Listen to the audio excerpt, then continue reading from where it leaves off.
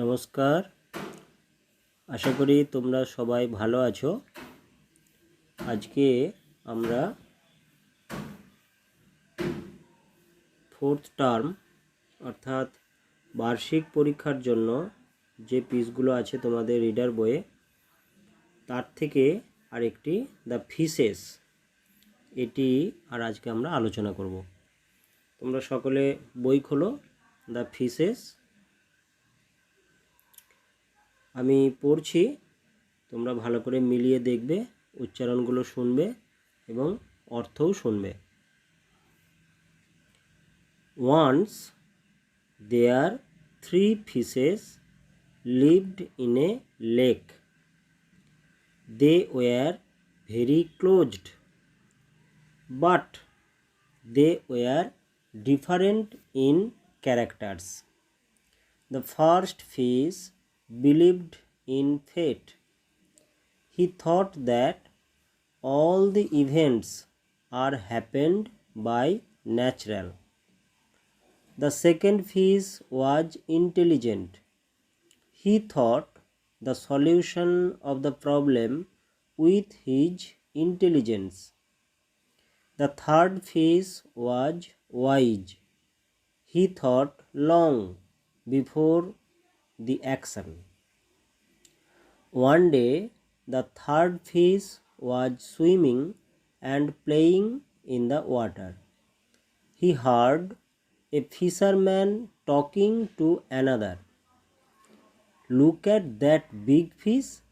I think that this lake is full of that type of big fishes. We shall come tomorrow to catch the fishes." The wise fish went to his friends soon and told all. He said, "We should leave the lake and go to another lake." The second fish said, "I know the solution, if the fishermen catch me."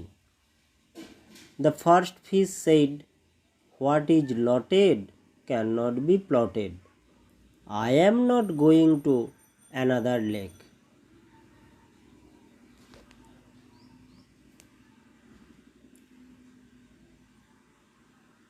The wise fish went to another lake. He did not want to take the risk. The fishermen came back in the next morning. They set the net in the lake. The 2 fishes were caught with others. The intelligent fish acted like a dead fish. The fishermen threw him back into the water. But the other fish, who believed in fate, was jumping in the net. The fishermen took him with others. এরপরে আমরা বাংলা মানেটাও পড়ে নেব। Once there 3 fishes lived in a lake. একদা একটি হ্রদে 3টি মাছ বাস করত। They were very closed. তারা খুব ঘনিষ্ঠ বন্ধু ছিল, অন্তরঙ্গ ছিল। But they were different in characters. কিন্তু তাদের চরিত্র ছিল আলাদা আলাদা। ক্যারেক্টার মানে হচ্ছে চরিত্র, ডিফারেন্ট মানে ভিন্ন বা আলাদা। এখানে ক্লোজড, দেখো ক্লোজড তোমরা আগে পেয়েছো ওয়ার্ডটা। ক্লোজ মানে বন্ধ করা, তাহলে বন্ধ এরকম মানে হয়, কিন্তু এখানে ক্লোজ মানে আরেকটি অর্থ হয় ঘনিষ্ঠ বা অন্তরঙ্গ। The first fish believed in fate. প্রথম মাছটি আর ভাগ্যে বিশ্বাস করত। ফেট মানে ভাগ্য। He thought that all the events are happened by natural. সে চিন্তা করত, সে ভাবত যে সব ঘটনাই স্বাভাবিকভাবে ঘটে। The second fish was intelligent. দ্বিতীয় মাছটি ছিল বুদ্ধিমান। He thought the solution of the problem with his intelligence. সে ভাবত যে কোনো সমস্যার সমাধান আর বুদ্ধি দিয়ে করা যায়। The third fish was wise, তৃতীয় মাছটি ছিল জ্ঞানী। He thought long before the action, কোনো ঘটনা ঘটার অনেক আগে থেকে সে চিন্তা করত, কোনো কাজের অনেক আগে থেকে সে চিন্তা করত। One day the third fish was swimming and playing in the water, একদিন এই তৃতীয় মাছটি জলে সাঁতার কাটছিল, খেলা করছিল।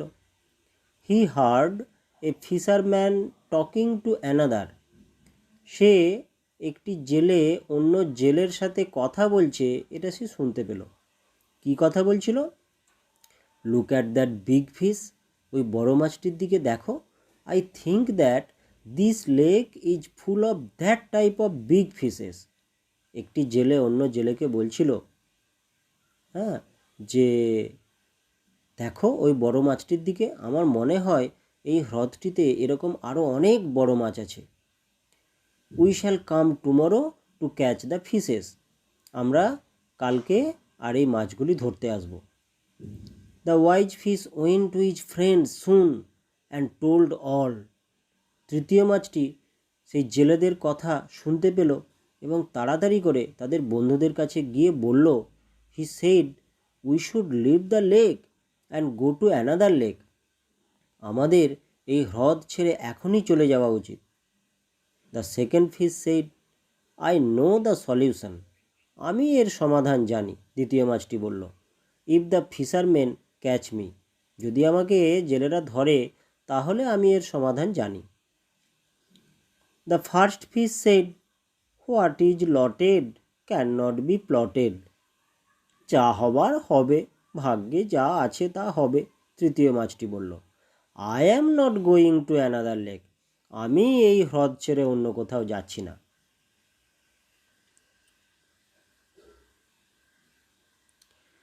The wise fish went to another lake, সেই জ্ঞানী মাছটি অর্থাৎ তৃতীয় মাছটি অন্য হ্রদে চলে গেল। He did not want to take the risk, সে কোনো ঝুঁকি নিতে চাইল না। The fisherman came back in the next morning, পরের দিন সকালবেলা সেই জেলেরা এলো। They set the net in the lake, তারা হ্রদেতে জাল খাটালো। The two fishes were caught with others, দুটি মাছ অন্যদের সাথে সেই জালেতে ধরা পড়ল। The intelligent fish acted like a dead fish, যে মাছটি বুদ্ধিমান ছিল সে মরার মতো ভান করে পড়ে রইল। The fisherman threw him back into the water, তাকে আর মৃত ভেবে জেলেরা তাকে আবার জলে ছুঁড়ে ফেলে দিল। But the other fish who believed in fate was jumping in the net, যে মাছটি ভাগ্যে বিশ্বাস করত সে জালেতে আর খুব লাফালাফি করতে লাগলো। The fisherman took him with others, জেলেরা তখন অন্য মাছেদের সাথে তাকে ধরে নিয়ে গেল। তো তাহলে দেখো এখানে আর আমরা দেখছি যে ভাগ্যে বিশ্বাস যারা করে, ভাগ্যে বিশ্বাস করে যে আমার কিছু করার নেই, যা হবার তা হবে, আমার কপাল, কপালে যা আছে হবে, এই রকম করে আর যদি কেউ কিছু পরিশ্রম না করে, কিছু চেষ্টা না করে, ভাগ্যের উপর দোহাই দিয়ে যদি সব কিছু আমরা ছেড়ে দিই, আমরা যদি নিজেরা কিছু না ভাবি, চিন্তা করি, কিছু পরিশ্রম করি, তাহলে কি হবে না ওই মাছটির মতো হবে, তাকে ওই জেলেরা ধরে নিয়ে যাবে, আর তারপরে কি হবে তোমরা বুঝতেই পারছো। তো সেজন্য এই গল্পটি থেকে আমরা বুঝতে পারি যে আমাদের কেমন হওয়া উচিত না তৃতীয় মাছটির মতো, যদি খুব অসুবিধের মধ্যে হঠাৎ কিছু পড়ে যায় তাহলেও আমাদের দ্বিতীয় মাছটির মতো বুদ্ধি খাটাতে হবে, কিন্তু যা হবার হবে, আমার কপাল, এরকম করে ভেবে বসে থাকলে কিন্তু আমাদের আর কপালে খারাপ কিছুই থাকবে। তো সেজন্য স্বামীজি একটা কথা বলেছিলেন না, যে কাপুরুষ ও মূর্খরাই অদৃষ্টের দোহাই দেয়, বীর পুরুষগণ মাথা উঁচু করে বলে আমাদের অদৃষ্ট আমরাই গড়ব। কপাল আমার ভাগ্যে যা আছে এরকম কিছু নেই, তুমি তোমার ভাগ্যকে নিজেই গড়তে পারো। তো তুমি যদি পরিশ্রম করো, হ্যাঁ, ভালো কিছু করো, চিন্তা করো, ভালো চিন্তা করো, তো তাহলে তোমার কিন্তু ভালোই হবে। আর যারা পরিশ্রম করে তাদের সবসময় ভালোই হয়। কোনো পরিশ্রম কখনো বৃথা যায় না। কিন্তু আমি কিছুই করব না আর আমার ভাগ্য ভালো হয়ে যাবে, এটা কখনো হয় কি? এটা কখনোই হয় না। সেজন্য আমাদের আর পরিশ্রম করতে হয়। তো দেখো এখানে তোমাদের যে কঠিন কঠিন ওয়ার্ডগুলো আছে, এই ওয়ার্ডগুলো আর তোমরা পড়বে। যেমন ধরো ডিফারেন্ট, ক্যারেক্টার্স, হ্যাঁ, ক্লোজড, বিলিভড। বিলিভ তার পাস্ট টেন্সে বিলিভড, বিশ্বাস করত। থট, থিঙ্ক, থিঙ্কের পাস্ট টেন্স হচ্ছে থট, চিন্তা করেছিল, চিন্তা করত। ন্যাচারাল মানে প্রকৃতি, মানে স্বাভাবিকভাবেই যা ঘটার ঘটে। ইন্টেলিজেন্ট মানে বুদ্ধিমান। সলিউশন, সলিউশন মানে হচ্ছে সমাধান। প্রবলেম মানে সমস্যা, আর সলিউশন মানে সমাধান। ইন্টেলিজেন্স, এখানে দেখো ইন্টেলিজেন্ট আমরা পেয়েছি আগের সেন্টেন্সে। ইন্টেলিজেন্ট মানে হচ্ছে বুদ্ধিমান, আর ইন্টেলিজেন্স মানে বুদ্ধিমত্তা। হ্যাঁ, এখানে তোমরা যখন পার্টস অফ স্পিচ একটু পড়েছো জানো যে ইন্টেলিজেন্ট হচ্ছে অ্যাডজেক্টিভ, আর এখানে ইন্টেলিজেন্স নাউন হয়ে যাচ্ছে। ওয়াইজ মানে জ্ঞানী। অ্যাকশন মানে কোনো কাজ বা ঘটনা। সুইমিং অ্যান্ড প্লেয়িং, এখানে দেখো দুটোতেই আইএনজি যোগ আছে, তার মানে এটা কন্টিনিউয়াস টেন্স। তোমরা যখন টেন্স শিখবে তখন পাবে। কিন্তু সুইমিং এখানে দুটো এম হয়ে গেছে না। এরকম কিছু কিছু ভার্ব থাকে যে ভার্বের আর শেষেতে যদি কনসোনেন্ট থাকে এবং তার আগে যদি একটা ভাওয়েল থাকে এবং তার আগে যদি কনসোনেন্ট থাকে, অর্থাৎ সি ভি সি, সি মানে কনসোনেন্ট, তারপরে ভি মানে ভার্ব, ওই ভাওয়েল, এবং সি মানে কনসোনেন্ট, মানে সি ভি সি যদি কোনো ভার্বে থাকে, কনসোনেন্ট, ভাওয়েল, আবার শেষে কনসোনেন্ট, তখন তার সাথে আইএনজি যোগ বা ইডি যোগ করতে হলে শেষের যে কনসোনেন্ট আছে সেটাকে দুবার লিখতে হয়। সুইমিং দেখো ডব্লিউ এখানে consonant, I vowel, M consonant, সেজন্য সুইম, তার সাথে যখন আইএনজি যোগ করছি তখন এমটা দুটো হয়ে গেল, সুইমিং।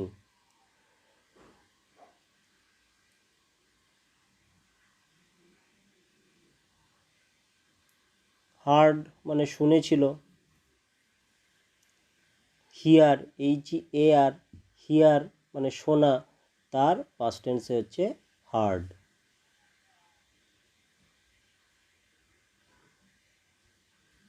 টুমরো, টুমরো মানে হচ্ছে আগামীকাল। তাহলে গতকালের ইংরেজি কি বলো? গতকালের ইংরেজি হচ্ছে yesterday. We should leave the lake, এখানে লিভ, এলিএ ভি, লিভ মানে ত্যাগ করা, ছেড়ে যাওয়া। What is lotted can not be plotted, ভাগ্যে যা আছে হবে, যা হবার তা হবে। হ্যাঁ, এরকম যখন কিছু কথা বলা হয় তখন আর এই কথাগুলোকে ব্যবহার করা হয়। এগুলো তোমরা পরেতে আরও জানবে ভালো করে। রিস্ক, RISK, রিস্ক মানে হচ্ছে ঝুঁকি। নেক্সট মর্নিং, নেক্সট মর্নিং মানে পরবর্তী যে সকাল, মানে আগামী যে সকাল আসছে সেটা। থ্রিউ, THREW, থ্রিউ মানে হচ্ছে past tense of throw, THROW, থ্রোয়ের পাস্ট টেন্স হচ্ছে থ্রিউ। থ্রো মানে ছুঁড়ে ফেলা। হ্যাঁ, এই ওয়ার্ডগুলো আর তোমরা বানান সহ ভালো করে পড়তে হবে, আর বানানগুলোও ভালো করে মনে রাখতে হবে, এগুলো লিখতে হবে। তো তারপরে দেখো ওয়ার্ড নোটে তোমাদের আছে যে ফিশ মানে মাছ হয় এর অর্থ, আবার মাছ ধরা মানে নাউন হিসেবেও যেমন ব্যবহার হয়, তেমনি আবার ভার্ব মানে কোনো কাজ করা, মাছ ধরা অর্থেও এই ফিশটা ব্যবহার হয়। তেমনি ওয়াটার জল মানে নাউন অর্থেও ব্যবহার হচ্ছে, আবার জল দেওয়া অর্থাৎ ভার্ব অর্থেও ওয়াটার ওয়ার্ডটা ব্যবহার হয়। এরকম কিছু কিছু ওয়ার্ড থাকে যে দুটো অর্থে ব্যবহার হয়।